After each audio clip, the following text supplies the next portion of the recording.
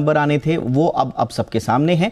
तो Q3 में GDP growth 7.3 के आसपास, एक मिनट अभी जरा इसको दोबारा से देख लेते हैं।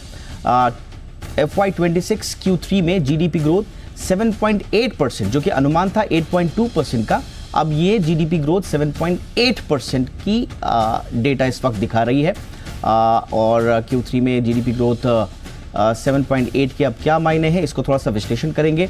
नई जीडीपी सीरीज आई है, बहुत सारे जो बदलाव हैं वो किए गए हैं, उसके बाद इनका आकलन किया गया है। क्या इस नई सीरीज़ के आंकड़ों से समझें, इसके लिए हम रुख करते हैं हमारे खास मेहमान का। करियर एज रेटिंग्स के सुब्रतो मुखर्जी इस वक्त हमारे साथ हैं। बहुत बहुत स्वागत है सुब्रतो जी आपका। नंबर्स को थोड़ा सा एनालाइज कीजिए सर, कैसे लग रहे हैं? नंबर्स को थोड़ा सा स्लो डाउन हुआ है लास्ट क्वार्टर से, बट जो हमारे अनुमान से उससे थोड़ा सा ज्यादा ही थोड़ा सा हाई आया है, 7.8%। बट ये ग्रोथ के साथ पूरे साल का ग्रोथ लगभग 7.6% के आसपास होगा, जो कि आपका जो फर्स्ट एडवांस एस्टिमेट जो जो बजट के पहले आया था उससे काफी ज्यादा ऊपर होगा। जो फर्स्ट एडवांस एस्टिमेट था उसमें जो प्रोजेक्शन था वो 7.4% था, और ये Q3 अगर 7.8 में आता है तो पूरे साल का ग्रोथ 7.6-7.7% के आसपास होगा। और अगर 7.6। आप देखेंगे जो इको सर्वे में जो लॉन्ग टर्म पोटेंशियल ग्रोथ जो 7% में तक बढ़ाया गया था, पहले 6.5% था, उससे भी ऊपर आया है। बट जो अनुमान जाहिर किए जा रहे थे वो 8 से ऊपर के किए जा रहे थे, और उसके पीछे के कई कारण भी बताए जा रहे थे।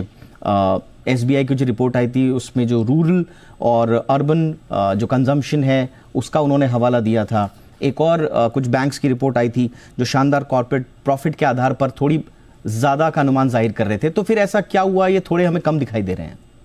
देखिए, कंजम्पशन साइड में तो परफॉर्मेंस अच्छा रहना चाहिए, बिकॉज जीएसटी कट, आरबीआई का rate cut, income tax plus festive season भी था।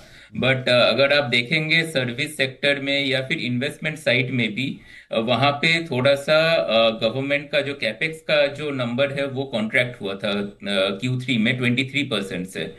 और जो अगर रेवेन्यू एक्सपेंडिचर भी देखेंगे गवर्नमेंट का, वो भी काफी मोडेस्ट ग्रोथ था, अराउंड 2.4% का। और Q2 में वो कॉन्ट्रैक्शन में भी था जो रेवेन्यू एक्सपेंडिचर है। और इन्वेस्टमेंट में भी अगर आप देखेंगे तो एफडीआई फ्लोज, जो नेट एफडीआई है वो नेगेटिव में रहा पूरा लास्ट के 4 महीने, सितंबर से दिसंबर तक का। तो ये सारा हेडविंड्स तो था ही, ऊपर से एक्सटर्नल हेडविंड्स भी था। जो टैरिफ लगाया गया था 50% का, वो ओवरऑल एक्सपोर्ट्स को थोड़ा सा इम्पैक्ट किया था। ऑलराइट, क्विकली, जो नया आधार बनाया गया है, आधार वर्ष को भी बदला गया है और नई चीज़ें जोड़ी गई हैं, नए और डिजिटल डेटा सोर्सेस को जोड़ा गया है, इनफॉर्मल सेक्टर को लाने की कोशिश की गई है ASUSE और PLFS के ज़रिए। इंटरनेशनल मानक जो IMF ने हमारी रेटिंग को थोड़ा सा गिराया हुआ था उसको भी हमने थोड़ा सा रिवाइज किया है।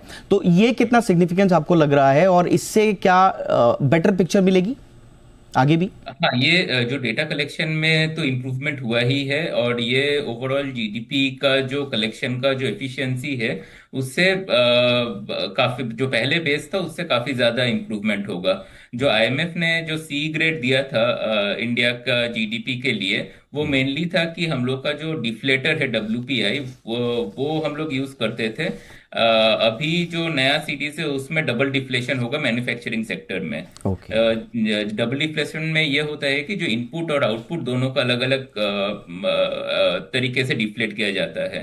तो इससे जो ओवरऑल जो नया सर्वेस हुआ है, फिर जो नया डेटा सोर्सेस है लाइक जीएसटी फाइलिंग, जीएसटीएन का डेटा, वाहन पोर्टल का डेटा, फिर जो एलएलपीस का जो डेटा लिया जाएगा, फिर अलग अलग सर्वे है, डोमेस्टिक टूरिज्म एक्सपेंडिचर सर्वे, इनफॉर्मल सेक्टर का जो सर्वे है, इससे ओवरऑल कैप जो डेटा है वो ज्यादा रोबस्ट हो जाएगा। ऑलराइट, तो जो उद्देश्य था कि डेटा ज़्यादा रोबस्ट हो, पिक्चर ज़्यादा क्लियर नज़र आए, उसकी उम्मीद हम कर सकते हैं आगे।